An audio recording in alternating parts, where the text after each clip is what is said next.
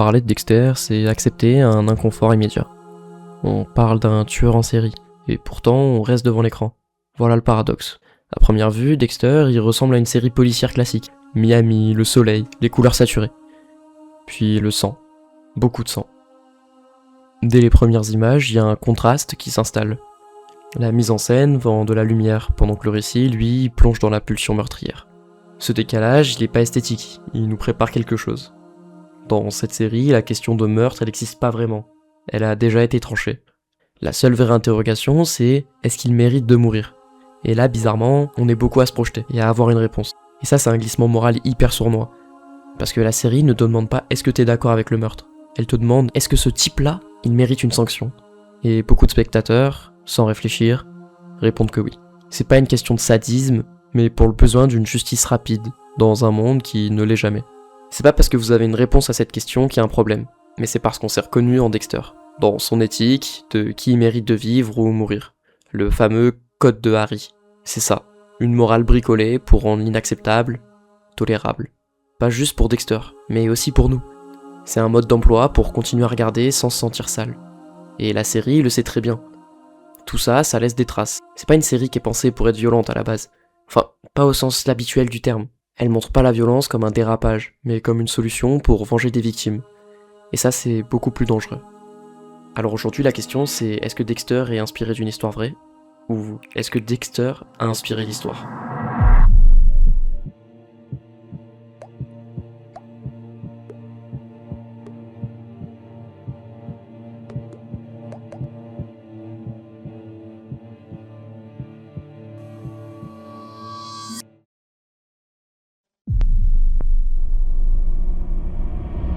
What's your name? Dexter Morgan. Dexter, ça raconte l'histoire d'un tueur en série. Mais surtout, celle d'un tueur qui est rassurant. Et cette idée-là, elle va nous poser un problème plus tard. Tout est conçu pour nous apaiser. Il y a un cadre qui est propre, des règles claires, un code, une méthode et une morale identifiable. Les victimes, elles sont jamais choisies au hasard. Elles sont désignées et classifiées. C'est des criminels, des individus que le système n'a juste pas su contenir. À ce moment-là, le raisonnement, il fonctionne. Il paraît cohérent. Mais c'est précisément ici que tout se joue. La série, elle va pas chercher votre adhésion à la violence. Elle va plutôt nous proposer un moyen logique de l'accepter. Chaque meurtre devient un processus. Une préparation où il n'y a jamais de débordement. Et une procédure. Une procédure, c'est quelque chose qui est rassurant. L'horreur, elle se transforme en routine. À partir de là, la mort, on a compris que c'était plus le sujet central. Et c'est le contrôle qui prend le relais. Contrôle des pulsions, contrôle de l'image sociale, contrôle d'une double vie parfaitement cachée. Et il y a une frontière qui est tracée. D'un côté, il y a ceux qui peuvent être sauvés, et de l'autre, ceux qui sont jugés irrécupérables. Quand la justice échoue, Dexter est là pour réussir. Un Dexter silencieux, qui s'est auto-légitimé dans son rôle. C'est ici que la série bascule. Non pas parce qu'elle montre un tueur, mais parce qu'elle montre comment organiser un meurtre. Sauf qu'en faisant ça, il y a une excuse qui se crée. Un truc de clair, déjà structuré, prêt à l'emploi. Et parfois, pour certaines personnes plus ou moins fragiles, cette excuse, elle est suffisante. Face à une fiction qui se veut dérangeante, le réflexe est toujours le même. Chercher une source réelle, un point d'ancrage ou un responsable à identifier.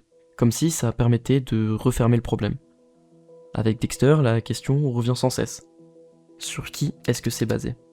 Des noms reviennent en boucle, des parallèles qui se font, comme avec Pedro Rodriguez Filo. Il affirme avoir commencé à tuer à l'adolescence. Sa première cible aurait été un vice-maire qui l'aurait accusé de vol. Ensuite, il assassine l'homme qui tient responsable de la mort de son père, puis il tue le meurtrier de sa compagne. Il revendique plus de 70 meurtres, dont une grande partie commise en prison. Il cible surtout des criminels, des violeurs, des trafiquants ou des meurtriers. Le discours est simple. Il nettoie le système. Il tuerait ceux que la justice n'a pas su punir. Il essaie juste de survivre dans un environnement qui est violent. C'est un produit d'un système carcéral trop brutal. Il n'a pas d'éthique ni de procédure claire. Sinon, on a Manuel Pardo. C'est un ancien policier de Miami, et rien que ça suffit à nourrir les fantasmes, et affirme agir dans le cadre d'une mission personnelle. Éliminer des trafiquants de drogue pour protéger la communauté. Son discours il est glaçant parce qu'il se présente comme un soldat dans une guerre contre le crime, mais les faits racontent autre chose. Les victimes ne sont pas toutes des monstres, et certaines sont choisies pour des raisons opportunistes, de l'argent, des intérêts personnels ou des rivalités. En fait, la comparaison avec Dexter, elle tient juste sur 3 points. Il tue des criminels, prétend agir pour le bien, et il était policier. Manuel Pardo et Pedro Rodriguez, ils suivaient pas de code moral strict. Ils bricolaient juste une légitimité autour de leur meurtre.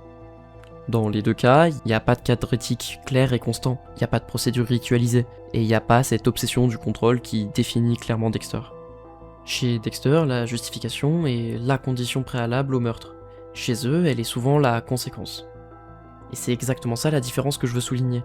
Les ressemblances, elles sont tentantes, mais pourtant elles sont trompeuses. Dans les faits, ces 2 mecs, ils avaient ni cadre stable, ni morale cohérente, et ni méthode. Donc on peut pas en faire de ces hommes l'origine même de la série. C'est juste des exemples que nous, spectateurs, on place dessus pour rendre cette fiction plus réelle. La vraie idée derrière tout ça, c'est pas un homme précis, mais juste le fait de vouloir un justicier solitaire, qui contourne la loi au nom du bien. Un fantasme déjà présent dans les mythes, les récits populaires et même les faits divers. Dire que la série, elle serait inspirée d'une histoire vraie, c'est juste une manière pour nous de simplifier et déplacer ce malaise. Mais la série, elle a rien inventé. Elle a juste mis en forme.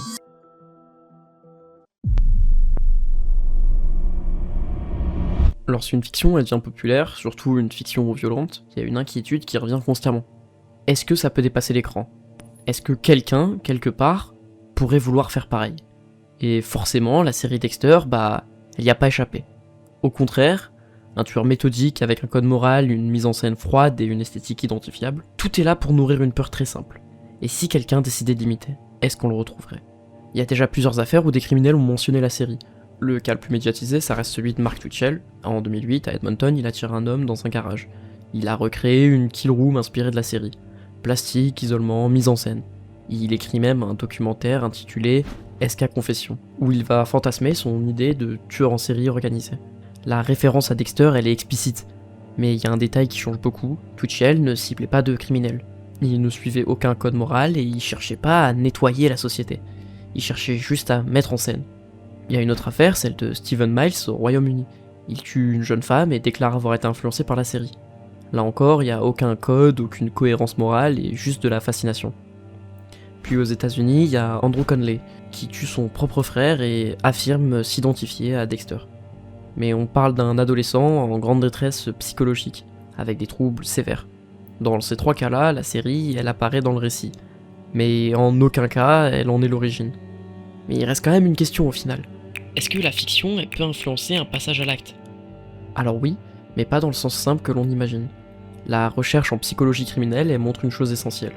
Les comportements violents ne naissent pas d'un seul facteur. Ils émergent d'un mélange complexe. Vulnérabilité psychologique, environnement social, antécédents, troubles mentaux, isolement, frustration accumulée. Une série télévisée seule, elle va pas transformer quelqu'un en un meurtrier.